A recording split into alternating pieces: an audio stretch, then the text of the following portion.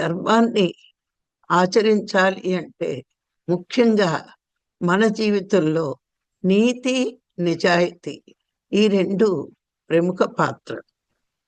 అందరూ ధర్మాన్ని ఆచరించండి అని చెప్తున్నారు, కానీ దాని మూలంలోకి వెళ్తే మన జీవితంలో నీతి, నిజాయితీ రెండు ఉంటే ధర్మాన్ని చక్కగా ఆచరిస్తాం. ధర్మాన్ని ఆచరించండి అని చెప్పిన వారు ధర్మాన్ని ఎలా ఆచరించగలము అన్నది కూడా తెలుసుకోగలగాలి.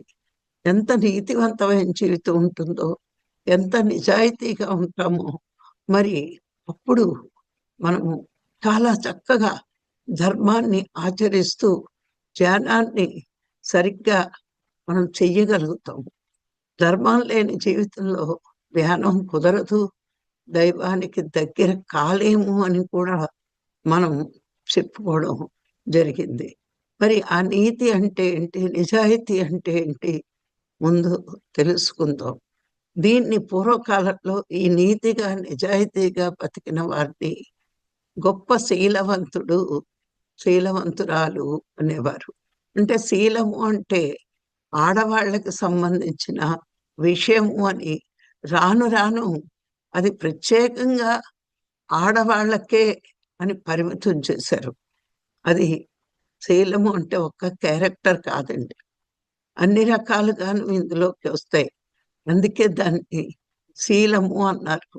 అంటే నీతిగా బతికేవాళ్ళే, నిజాయితీగా బతికేవాళ్ళు.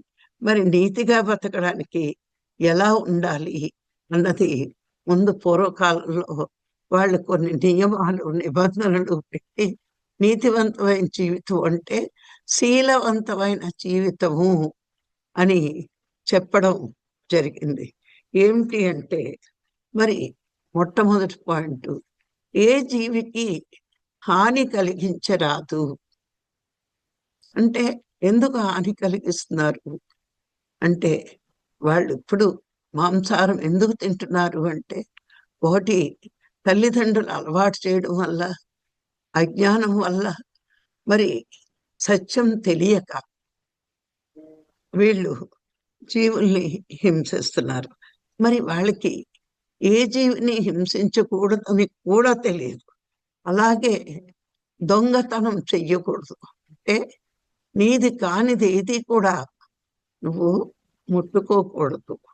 మరి అలాగే వ్యభిచరించకూడదు, వ్యభిచారం చెయ్యకూడదు అని మూడో పాయింట్ చెప్పారు. 4 అబద్ధం ఆడకూడదు.